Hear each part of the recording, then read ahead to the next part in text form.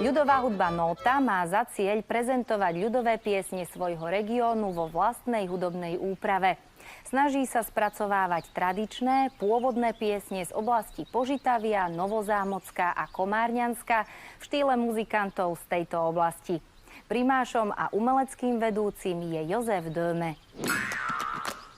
Zaspievam vám piesne z obce Vlkas, ktoré máme od Františky Solárovej, rodenej Černákovej.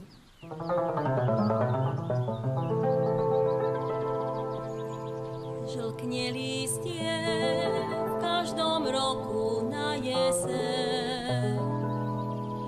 Moja mladosť len tak hynie každý deň. Moja mladosť len tak hynie v trápení. Jako ten najkrajší kvietok v jeseni. Moju mladosť už prikryla čierna zem. Na mém hrobe rastie krásny zimzelen. Zahraník je v mojom srdci velice. On polieva so slzami mé srdce. A keď prišiel od Komárna ten posol, že môj milý v ruskom boji odpadol, jeho milá na huslách mu tížko hrá, aby Pán Boh jeho dušu odobral. Jeho milá na huslách mu tížko hrá,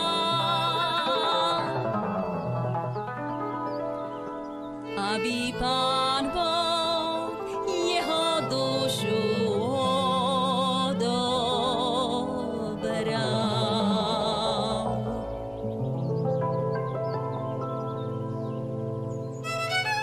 Pred nami je zahradečka malička, a v nej rastie jedna ruža štepená, a tá ruža v lete v zime rozkvíta.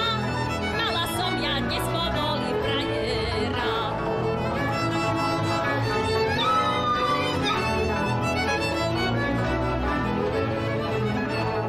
Ľúbili sa mi jeho čierne očka, ešte na to jeho červené líčka. Ľúbi sa mi celá jeho postava, už je naša verná láska sklamaná.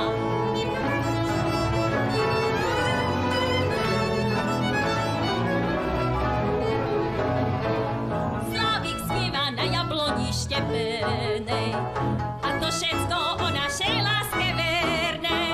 Na čo spieva Slávik takú pesničku, a zda cítiš žiaľ na mojom srdiečku.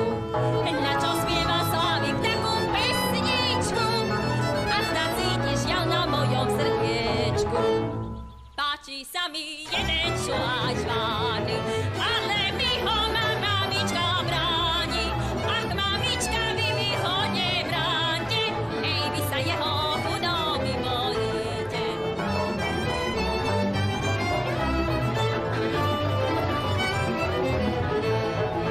Ak dcerka má, ja ti ho zabránim.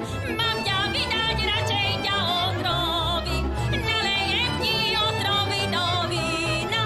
Ej, napíše sa dcerka moja milá.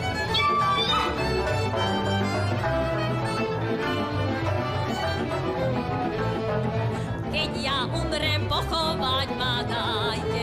Na môj pohreb milého volajte. Pripnite mu červenú ružičku, ej, aby vedel, že má frajeročku. Pripnite mu